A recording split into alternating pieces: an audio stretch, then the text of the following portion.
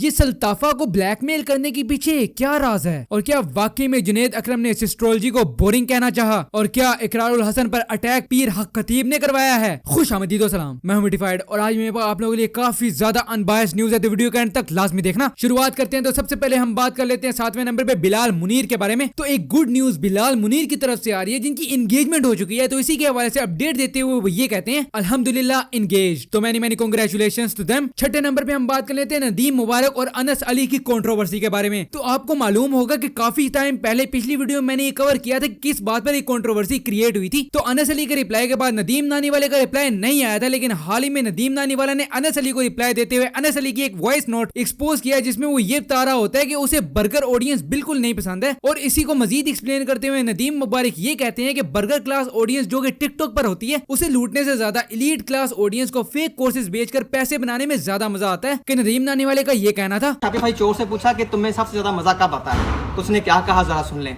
करूंगा। आपको पता है टिकटॉक पे ज्यादातर वर्कर क्लास है, अब मुझे वर्कर क्लास ऑडियंस नहीं चाहिए, लोग उनके साथ मजा आता है। ठीक है, बर्गर शर्गर बॉयज DHA सुन लिया आपने। वो कहने लगा कि जब मैं दो एजुकेशन की बातें करता हूँ और एलीट क्लास बर्गर क्लास को लूटता हूँ तो मुझे ज्यादा मजा आता है, लेकिन ये गरीब शरीफ को ये वर्कर क्लास टिकटॉक पे मुझे ये लोग चाहिए नहीं। ये तो एवं ही है, ये तो मेरी वीडियो देख के वैसे मुझे पे कर देते हैं। 8 दिन के क्लासेस देता हूँ, बुलशिट करता हूँ, फेक कोर्सेज दिखाता हूँ और ये पागल होकर मेरे कोर्स ले लेते हैं और मेरे मजे हो जाते हैं। तो देख लिया आपने। और एक दिन ये सड़क छाप के पास गया, उसने कहा हाँ गाड़ी इसी की है, और ये बदले में कहने लगा हाँ इसी से गाड़ियाँ लें इस सड़क छाप से। तो ये इसी तरह करते हैं, आप लोगों को बहलाते हैं, बाकी आपकी मर्जी है। आपने देख लिया कि किस तरह का बंदा है ये, आपको कहता है गरीब और लूटता भी है। इसके अलावा नदीम नानी वाला ने एक स्टोरी भी लगाई जिसमें वो ये कहते हैं जब मैं किसी को एक्सपोज करता हूं तो टिकटॉक वीडियो डिलीट कर देता है, let's do on YouTube then. Okay, तो 5वें नंबर पे हम बात कर लेते हैं थग्स ऑफ पाकिस्तान के बारे में। तो थग्स ऑफ पाकिस्तान को फॉलो करते हैं तो आप लोगों को ये मालूम होगा कि थग्स ऑफ पाकिस्तान ने एक वीडियो शेयर की थी जिसमें वो वेज और नॉन वेज खाने वालों को थोड़ा बहुत ट्रोल कर रहे थे, जो कि इंस्टा पर काफी ज्यादा जो है वायरल चले गई थी। बट बहुत से पेजेस चलाने वाले और मीमर्स ने उसको इंडिया और पाकिस्तान, मुस्लिम और हिंदू का मसला बना दिया, और जिससे काफी फितना फसाद फैलने का खतरा हो गया था, जिस पर बात को वाजिया करने की जरूरत थी कि एक्चुअल में वीडियो में बनाई क्यों गई थी। तो उन्होंने इस बात को क्लियर करते हुए ये वीडियो में ये बताया कि ये नॉन वेज और वेज के बीच में जो चल रहा होता है वो ट्रोलिंग और फन के हवाले से बनाई गई थी, और इसके अलावा इसका हिंदू या मुस्लिम से कोई ताल्लुक नहीं है, ना ही इंडिया या पाकिस्तान से कोई ताल्लुक है। उन्होंने क्या कहा आप लोग खुद सुन लें। यार ये जो भी मैंने पिछली स्टोरी लगाई है, तो मैंने कल रील डाली थी बेसिकली, ठीक है, जिसमें पता नहीं अभी तक कोई 700K से ज़्यादा व्यूज़ हो चुके हैं। खैर बात वो नहीं है, बात ये है कि भाई जैसे वो एक मतलब नॉर्मली चल रही होती है वेज नॉन वेज इस तरह की, उस टाइप का जोक था, ठीक है। और लेकिन लोगों ने उसको कमेंट सेक्शन में क्या बना दिया, भाई Pakistan versus India, Hindu versus Muslim. अबे भाई क्या लेना देना इस सब चीज़ों का इससे, ठीक है। मैं कोई बीफ खा रहा हूँ या मैं कोई इस तरीके से बीफ खा रहा हूँ कि भाई मैं कोई मजाक उड़ा रहा हूँ, अबे भाई उस सब से तो कुछ लेना देना ही नहीं है इस चीज़ का।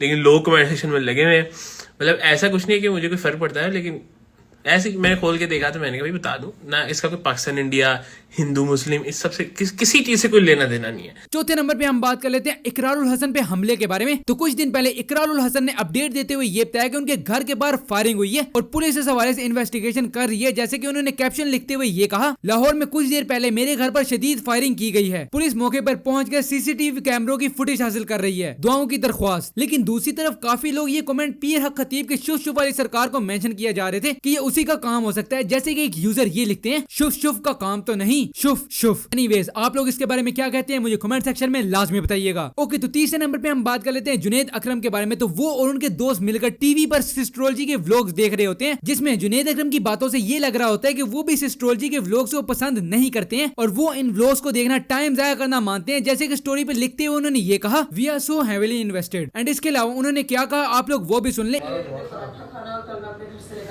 आप लोगों ने देखा था पिछले ब्लॉग में मम्मा ने मुझे साग पैक करके दिया था। अबे सब छोड़ो, ये जो क्या अबे साग की स्टोरी सुन, छोड़।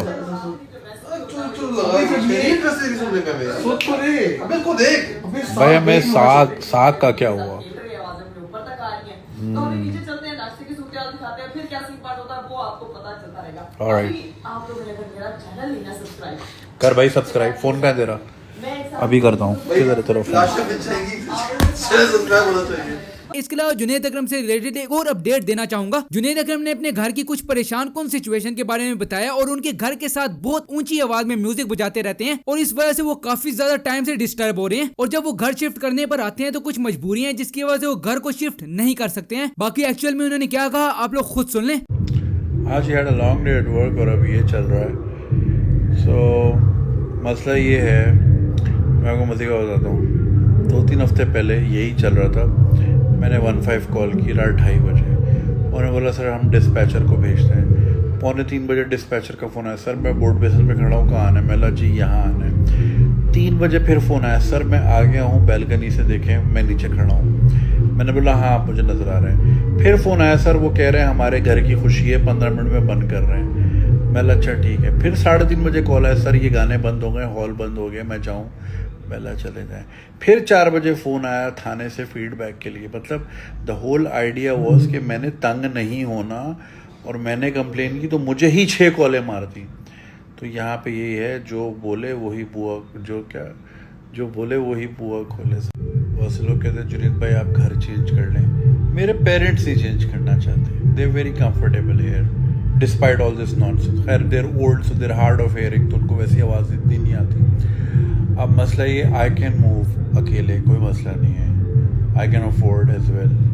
मसला ये है कि मैं इस साल की अगर हम बात करें तो 7 महीने I am not in Pakistan. अभी जो पूरा साल चलेगा इसमें 7 मंथ्स में नहीं हूँ, और वो भी कैसे बीच बीच में टूट के, कभी 15 दिन, कभी 20 दिन, कभी क्या। तो मैं इसलिए नहीं कर पाता कि यार मैं फिर 7 किराया क्यों दूँ? फिर किराया भी आपको पता है कराची में 1.5 लाख 2 लाख, तो वो मजाक ही है ना 2 बेड का।